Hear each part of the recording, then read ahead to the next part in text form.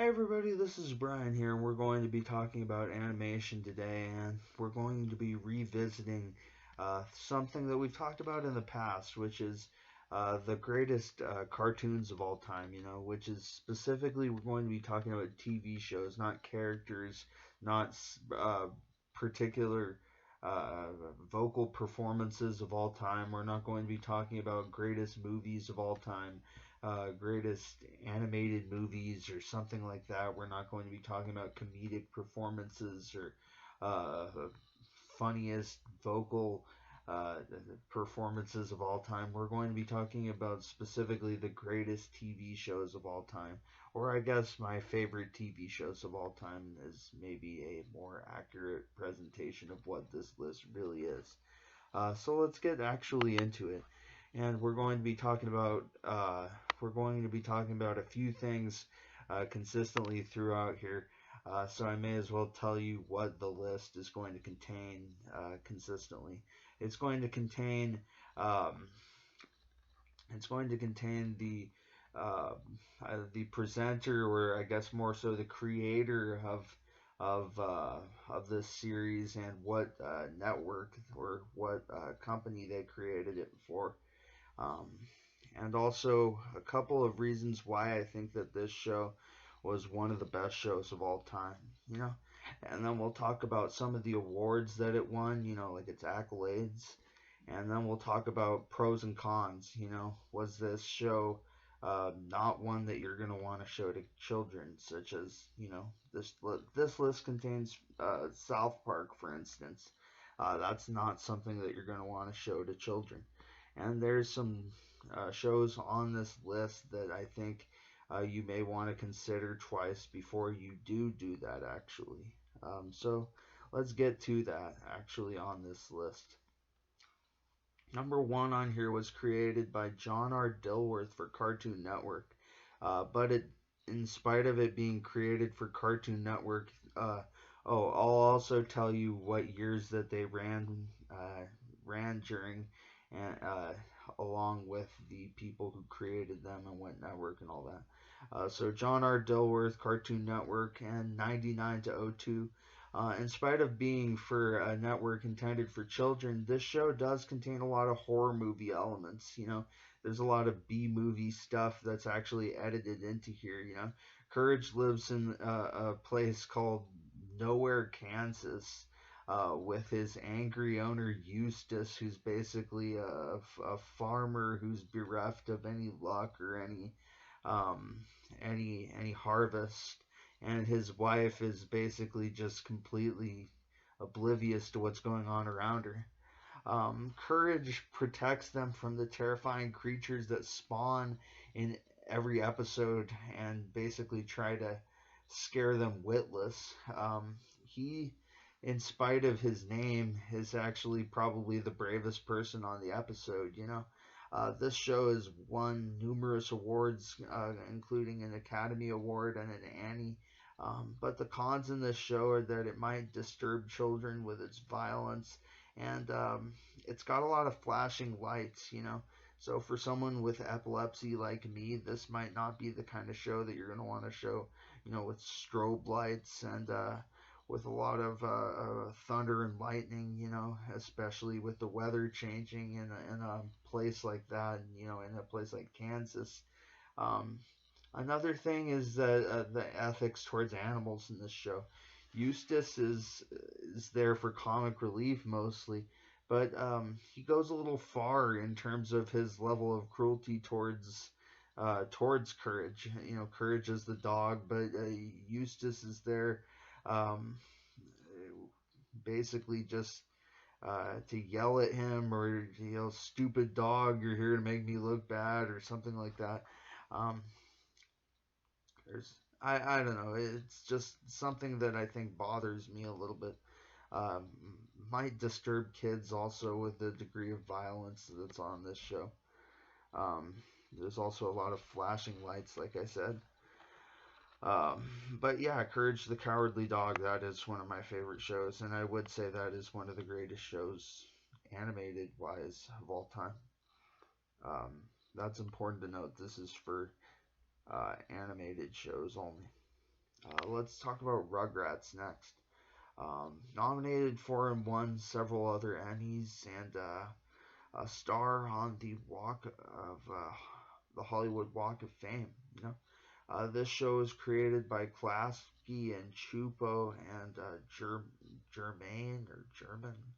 Uh, for Nickelodeon, and it was one of the first few Nicktoons. It was one of the first lengthy shows to actually depict like a Jewish family, which is kind of cool. Um, but it was also one of the longest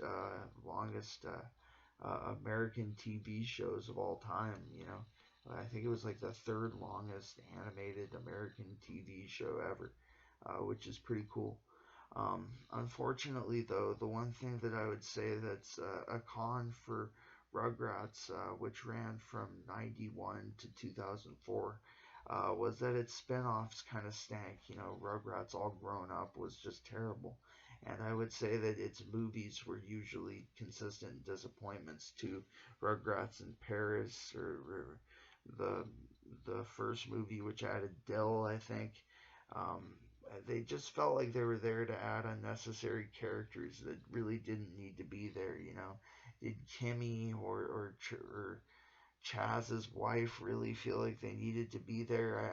I just feel like um, they were unnecessary characters that were just um, I really don't feel like they needed to be in the show. Um, but it's only opinions. Let's go into number three, which is Avatar: The Last Airbender, which was created in 2005 and it ran until 2008.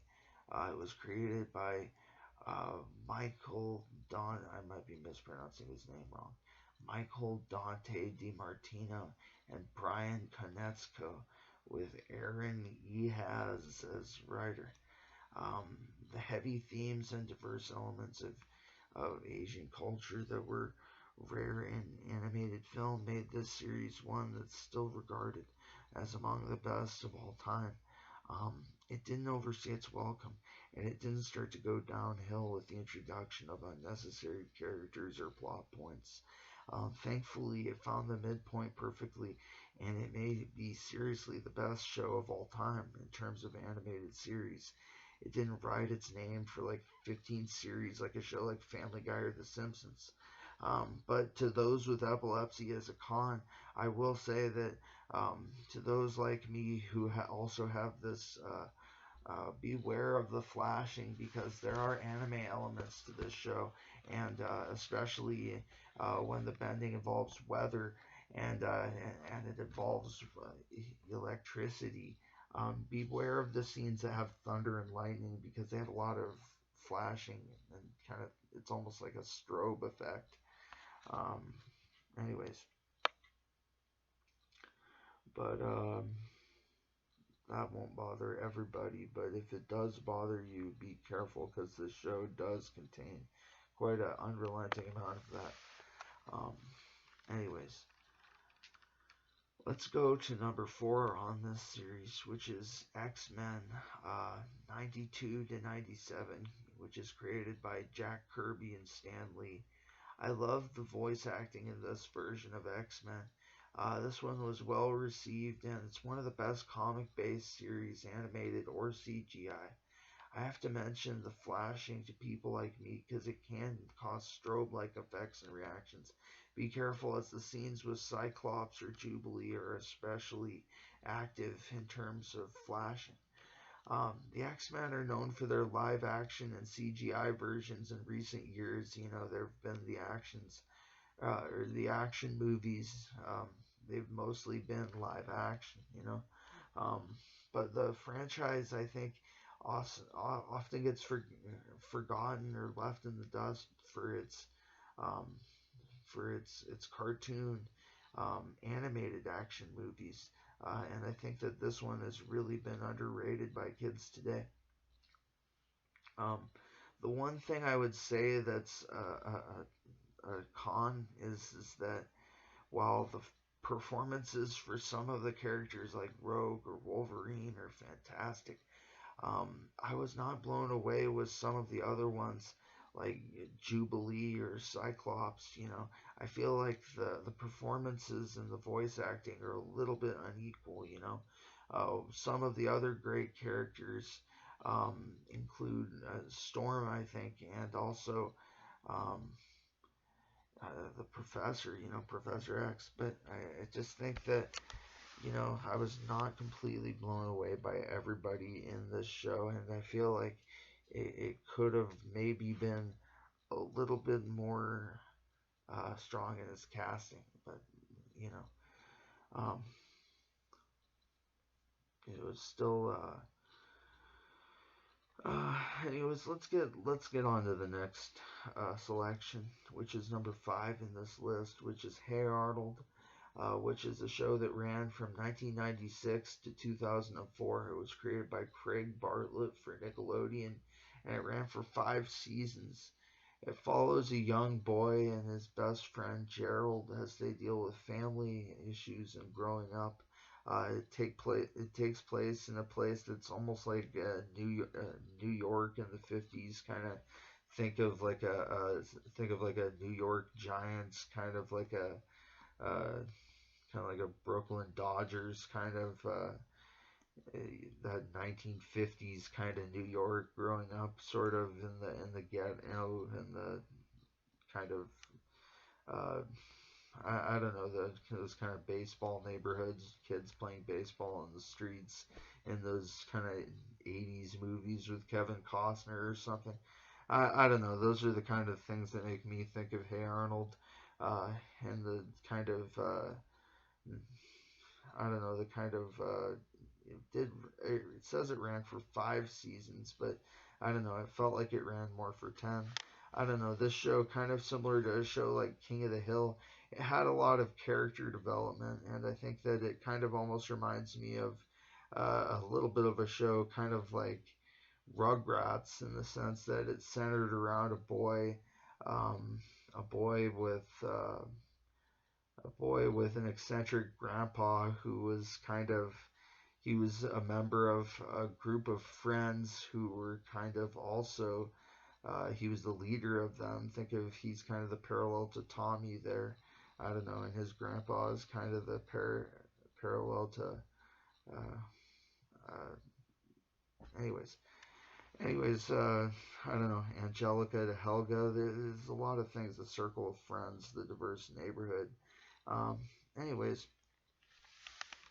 I think that Hey Arnold is also a show where there's also a lot of laughs in there, for the sense that think of Beeper Bob's Beeper Emporium, or think of some of the fashion choices, such as um, think of the fact that uh, Harold or sorry Gerald, um, he has like a he has like an afro, and Arnold still has like a flannel shirt worn like a skirt. I don't know. It's like people are dressed like in the 90s. Well, the show was the 90s. Um, anyways, let's get into number 6 on this list here, which is one of Nickelodeon's best selections of their entire library, which is The Fairly Odd Parents, a show that ran from 2001 to 2017. It was created by Butch Hartman. It stars Timmy Turner, a 10-year-old boy, and his doofus parents, who usually leave him at home every day under the care of his evil babysitter, Vicky. The main point is that Timmy is trying to keep his fairy godparents secret, and he's trying to use their magic and the wishes that he makes to try to survive basically a world full of cruel and ignorant and stupid adults, and the normal problems that everybody has growing up, which is what makes the show relatable. It won a lot of Emmys. It won, Annie's Golden Reel Awards, and often it's ranked as one of Nick's benchmark shows. Also, the show has fun pop culture references like the character Jorgen von Strangle, which is a reference to Schwarzenegger and Steven Seagal, Sylvester Stallone. Um, this show, one of the cons to it, I will admit, is that frankly it ran much longer than it really needed to, and frankly, I don't think though that undoes its earlier episodes. You know, the first couple of seasons, kind of like SpongeBob or Family Guy, are really strong. Um, I think that another thing that they could have done that would have fixed this is that they could have made the parents a little bit stronger of characters, kind of not just like white noise in the background, kind of like Jimmy Neutron's parents, or kind of like, yeah, about the level of development as like Pearl, as I think, Mr. Krabs' daughter. I think that also they could have done a little bit more with Mr. Crocker in terms of making him a more developed villain. Um, Anyways, yeah, I think that this show, I think that towards the end, maybe it started to get a little bit generic. Yeah, they could have gone a little bit deeper with some of these characters, I think. Okay, so let's get into one of the older shows on this list now, which actually samples wartime, World War II. We're sampling 1940 to 58 for Tom and Jerry, and also 61 to 67. This was created by Hanna-Barbera, William Hanna and Joseph Barbera, for Metro Goldwyn Mayer. Um, this is that classic, cat and mouse story. Tom is chasing Jerry, and it's that basic thing. And it's also been an itchy and scratchy for 30 years alone. So, I mean, that shows you it's been in 80 years pretty much since the debut of that in wartime. We've had numerous wars since then. So think about that. In 1940 was 60 years just to 2000. 2000 was 20 years ago. So think about that. In the sense of it's been 80 years since this show debuted, and it's been 30 years just since its parody debuted. Um, Anyways, aside from this being one of the oldest shows on this list, it's a pillar of formation of the animation industry.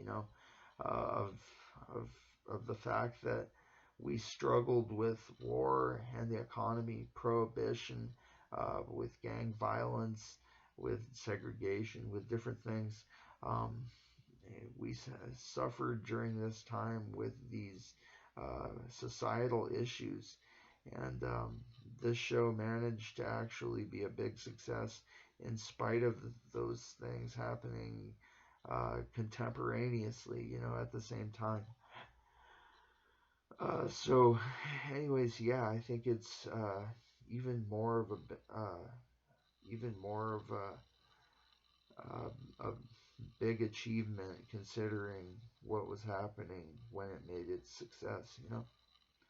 Anyways, I actually bought this whole show on DVD and binge watched it. I've got to say, one con though that I've got to admit for this show is some of it has not aged well from the era back then. And I also don't like the Chuck Jones and Gene Deitch episodes, i.e., like the 60s and on, like 1962 and on, like the third disc and on, basically.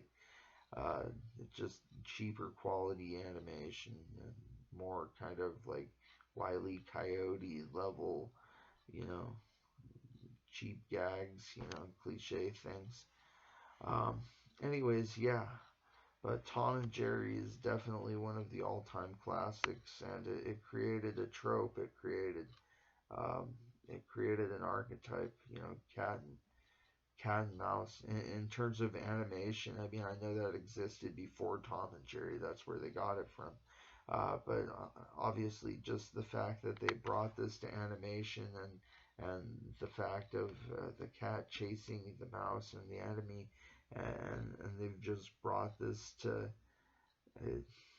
I would say there's so many shows that have used this basic idea uh, of uh, of the hero and of the guy who you're supposed to dislike in some capacity.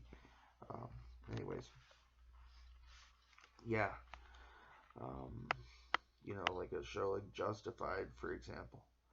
Um, let's go on to number 8 on here, which is Johnny Bravo, which was a show that ran from 1997 to 2004, and it was created by Van Partible for Cartoon Network. The show was nominated for several Annies and several Golden Reel Awards, and it also helped to launch the careers of future Family Guy and future Fairly Odd Parents creators, um, which were Seth MacFarlane and I'm sorry, Butch Hartman. I apologize, my screen minimized here. This show also had cool celebrity cameos, like Donny Osmond was on the show frequently, which was kind of cool. I think they also had Shaq on there. Um, and they also had a lot of things that made it so adults could appreciate the humor in the show too. And it wasn't just a kids show; it was a show you could like watch with your kids. Anyways, Johnny's Elvis-like appearance kind of foretells the surprising amount of adult humor that's on the show for a Cartoon Network-like broadcasted show. This show has a lot of jokes about him hitting on women, or saying, like, hey, what's up, or him looking at a magazine that's obviously got girls in it, or something like that. Um, this show has a lot of adult humor. This is more. If this was broadcast today, it would probably be an Adult Swim show. Um, anyways, yeah. Um, anyways, this is an awesome show today. I think that it's underrated in terms of how much when we think back to shows in the late '90s, I don't think Johnny Bravo gets enough uh, often ranked highly enough in terms of how much it's put amongst the greatest shows of that decade or of the last like 20 or 30 years, of the modern era. When you're not just considering like the classic Disney cartoons or the Hanna-Barbera things that are in the original form of animation in black and white or something like that. I think that when you consider shows from the modern era, like My Lifetime, like think like the Clinton era to like now, um, pretty much things from that period of time. I think that Johnny Bravo does not often get its ranking. It's obviously not the best show from that time period, but it should probably be in the top 10. And I think that it's frequently not put in the top 20 enough. Johnny Bravo is one of the most memorable characters, I think, of my whole childhood in terms of I remember his like, let's do the monkey with me, and he does that stupid dance where he does that thing where he bobs his arms up and down, and I think it's just kind of endearing that even though he's kind of a douche, he he kind of he makes the viewer like him because the women keep rejecting him, and Johnny's just uh, he's kind of he's you just want him to eventually succeed, even though everyone keeps kind of just shooting him down. Anyways, let's get on to number 9 on this show, which was it ran from 1998 to 2004. This was created by Klasky and Chupo, and also Silverman, Sostardic, and Pipoon. God, these are some names to pronounce.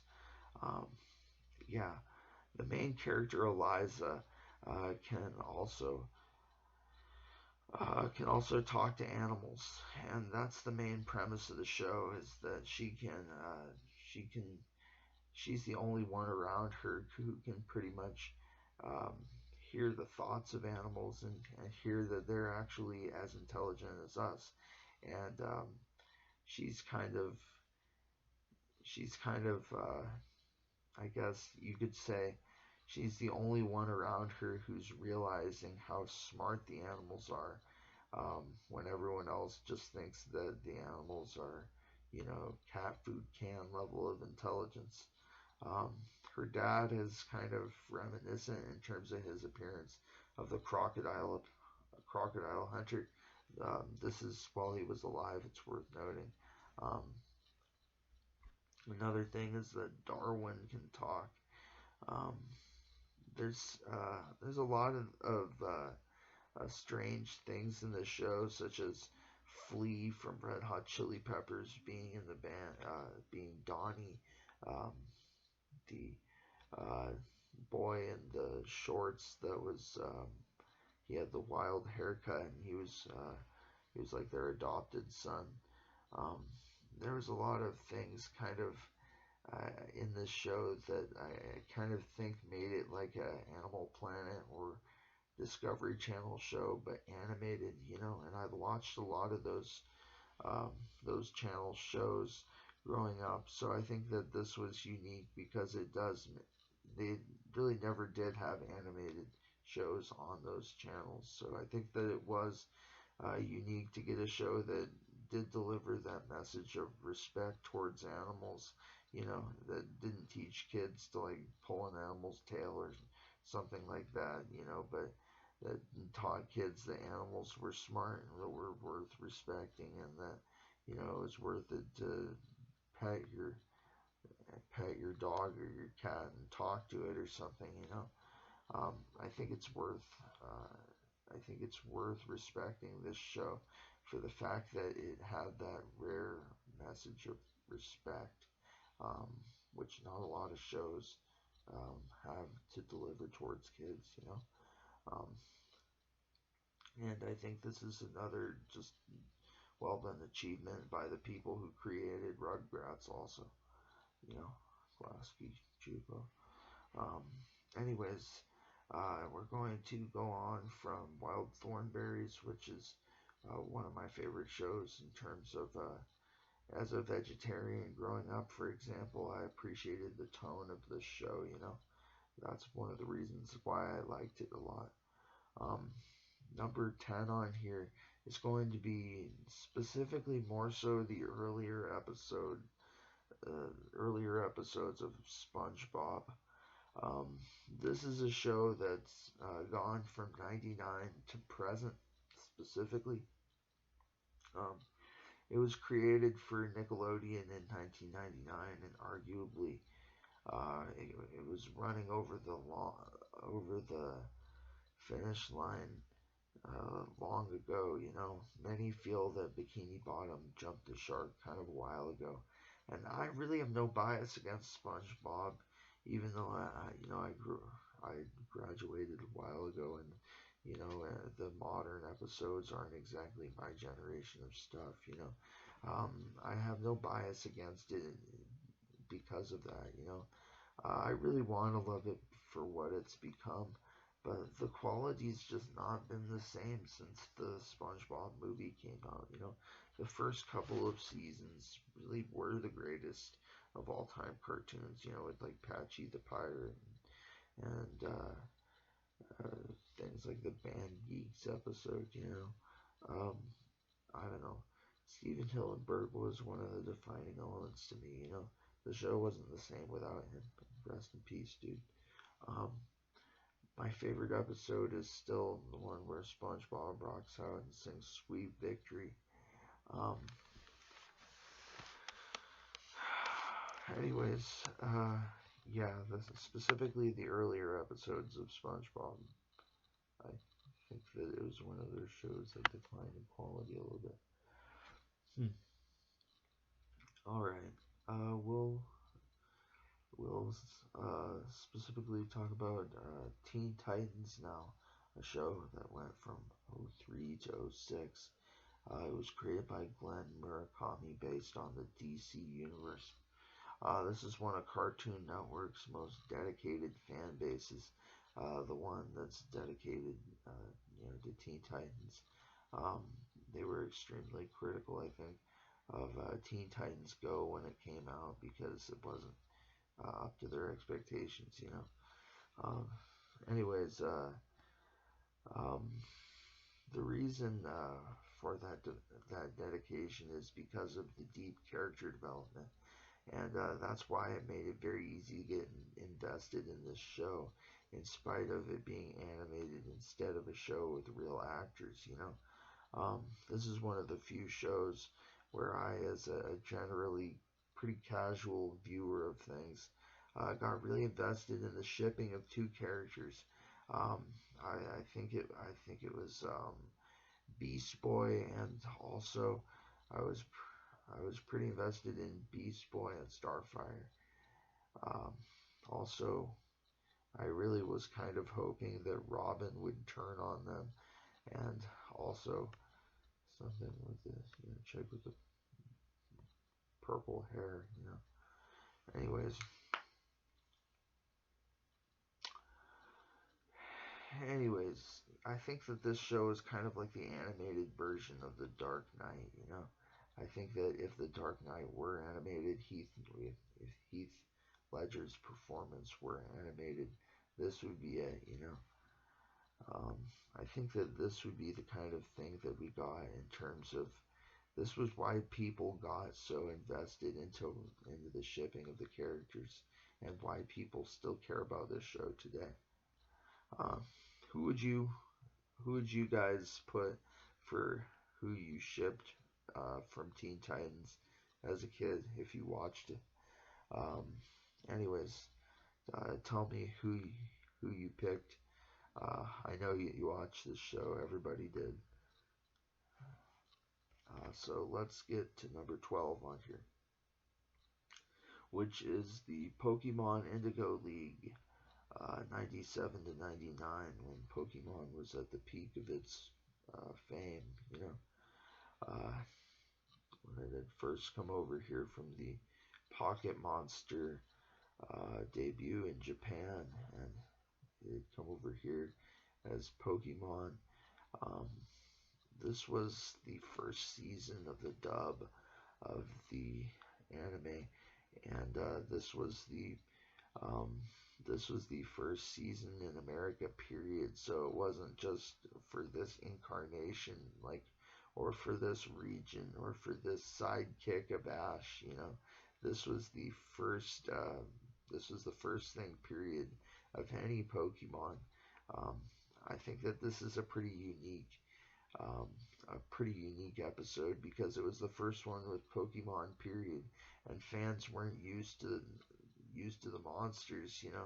Um, I think that the fact that they hadn't had a Pikachu or a Charmander, or they hadn't had a Venusaur, they hadn't had a Mewtwo. I think the movie was really, really cool, and the fact that it made some points about genetic testing and stuff, uh, it made the it made the I think it made the movie a little bit more um, promiscuous for them to deliver on the uh, right on the debut of the series. It made it seem like, well, what are Pokemon then if all of these things are questionable?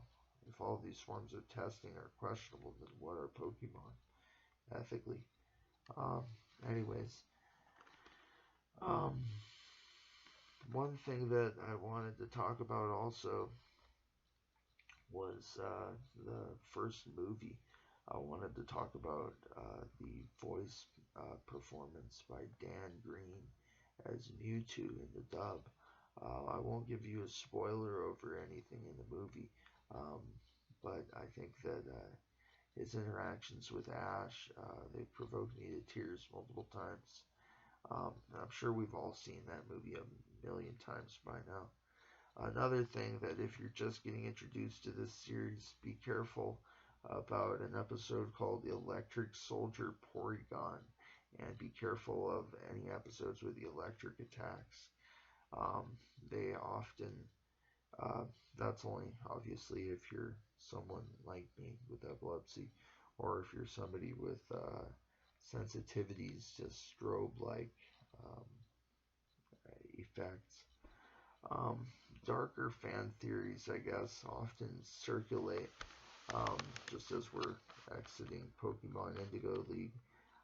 Darker fan theories often circulate around why there's so much gaps in information, such as whether Professor Oak is actually Ash's dad, or whether or not Ash's mom has been sleeping with various people like Brock or something.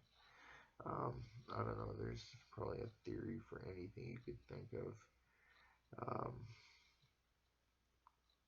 whether or not it's of any credibility is unlikely. Anyways, let's get on to number 13 on here, which is 99 to 2003, created by Matt Groening of The Simpsons fame. This is probably my favorite voice acting ensemble that's been assembled in one project altogether. I think this is the most talent in one project and like one show of all time. All of the talent, and we end up with career performances from all of these all-time greats. I think that the highlight vocal performance is Katie Seagal as the Cyclops Leela. The show runs on the carrot, I think, of the relationship between Fry and Leela, and I think that it's better before they're together, kind of like that 70s show is better before Eric and Donna are together. Um, the depiction of the year 3000 seems relatable, yet foreboding enough that it gives one a gasp at the consequences of our arrogance in the future. The world manages to be relatable a little too soon. Um, I guess, to stop for a second, what have we done to this place? It makes you think, with everyone's heads in jars and there's all these tubes above us. It makes us think, are we headed towards this, with this whole quarantine and everything? We're headed towards this too soon, you know. Anyways, another performance of note from the voice acting performance here is Billy West as Fry, the professor, Zoidberg, and numerous other characters. Um, anyways, this show won several Emmys, and Writers Guild Awards. Futurama, I think, is one of the. I wish that this show had continued on longer without kind of hitting the curve before it did. I think the first several seasons were stronger, but that's just my perception. Um, let's continue with number 14 on here. As I said before, this is not ranked. Um, this was created by Danny Antonucci for Cartoon Network, and it ran from 1998 to 2009. Was it was quite a success. It kind of reminds me a little bit of It's Always Sunny in Philadelphia, in a more family friendly way, of course. In a weird way, it reminds me of it because the characters in the show are all tremendously flawed, and yet the show manages to endear the right character to the viewer, be it through someone like Jimmy's innocence or Ed's stupidity. He kind of draws uh, a comparison, I think, naturally to Forrest Gump. He's a guy with short hair, and he kind of talks with kind of a little bit of not a stutter, but a little bit of he speaks slowly, you know. Anyways, I'm not going to attempt to imitate him. That would be offensive. Um, so, yeah, another thing is Rolf with his imaginary friend. The show manages to make all of these people, rather than being offensive or um, rather than being an antagonist in any way, the show manages to make these characters be um, make them be uh, if not protagonists, it makes them someone that's likable, someone that's relatable. You know, like I said, it manages to endear these characters to the viewer, um, and they're humanized, and it makes them all extremely relatable. This is something that's an extremely impressive accomplishment in the case that this show takes place in kind of an acid trip universe. You know, it's kind of dysmorphic. You know, often everyone's eyes are, you know, like spiraling out. You know, if you look at someone like Rolf when he's looking at if he's looking at his plywood friend who's supposed to be like his imaginary friend that he's talking to, I think that this show kind of draws parallels to that guy who's losing his mind, who's talking to the beach ball, and that wasn't that a movie with Tom Hanks. Um, anyways, yeah, the fact that all of the characters managed to, I think, be someone that's likable, even though they kind of represent sin in a way. Each character is kind of someone that's willing to go through. Um, they're willing to go through you know, stabbing another person in the back or anything like that, just to get like a jawbreaker, to get $1 or something. You know, I think that, you know, this character is kind of sorry this show is kind of um, I guess comparable in a way to a show like It's Always Sunny, because all of the characters kind of are tremendously flawed, and they represent sin, and they represent, um, I guess um, what you could say is something that's hedonism, you know? Anyways, let's get on to number 15, which is South Park, a show that's begun in 1997 and is actually still running to this day. South Park was a show that was never afraid of PR sore spots or lampooning celebrities. It was a show that was created by Matt Stone and Trey Parker, and our flawed society has been lampooned on the same stick, you know, as pretty much everyone else, because they have no soft spot. Like I said, um, everybody has pretty much gotten the same treatment, you know.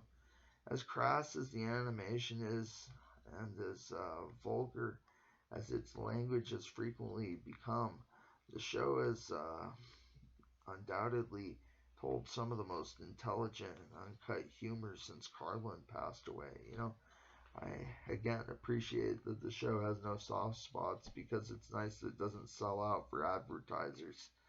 Um, anyways, this show has really carried Comedy Central's success, and I think that it's become the modern definition of um, sardonic, I guess, what you could call um, sardonic, making fun of, you know.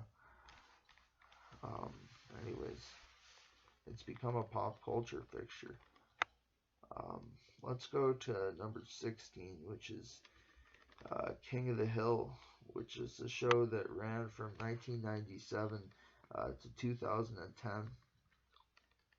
It was created by Mike Judge and Greg Daniels for Fox. This was a show that was realistic and it was darker.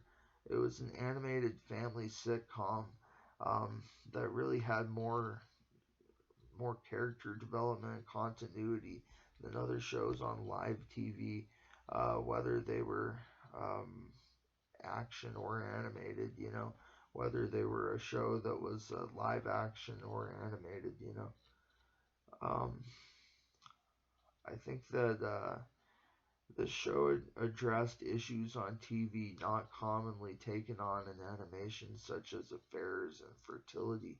And also, this show had many memorable celebrity guest stars over the years, like ZZ Top, for example, and Chuck Mangione in that Y2K episode where Chuck Mangione's in his toilet paper fort and he's hiding out to try to avoid the apocalypse.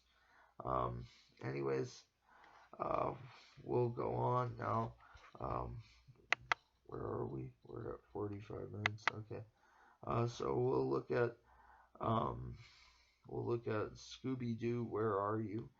Which is at 69 to the year 1970 right here. Um, Joe Ruby and Ken Spears created this franchise for CBS. It was a more innocent time when chasing dudes in Halloween costumes around in a Volkswagen because they had dry ice and abandoned buildings, was something to do as a hobby. I wish my dog could talk too like Scooby. I think that, that would be a nice way to know what your dog was actually thinking, if he was as happy with you or as unhappy with you as you thought. Um, anyways, the cheap costumes and outlandish motives were always memorable.